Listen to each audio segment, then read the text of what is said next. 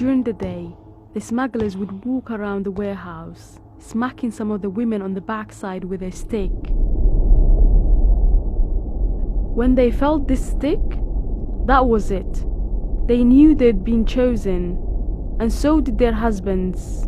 They couldn't do anything apart from wait until that night when he would come back, take them to another room with all the others, and rape them.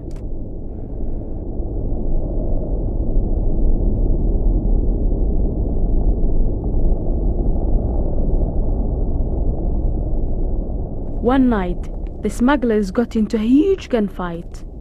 Alhamdulillah, we managed to escape. We ran away to get on a boat and finally leave that hell.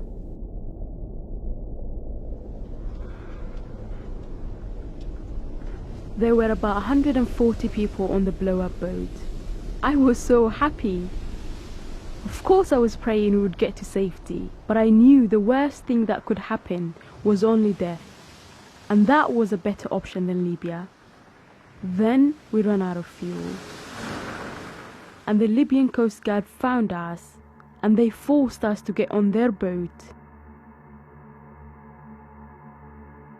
Military buses took us from the port to what I can only describe as a prison.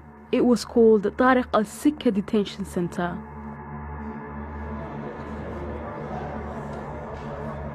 I was locked in a small room with 50 other women, and just a bucket for a toilet. It was really humiliating. We barely ate, and there wasn't enough water. So many people were sick with tuberculosis. Some of them died in my arms. I was beaten up, and we were tortured with electricity.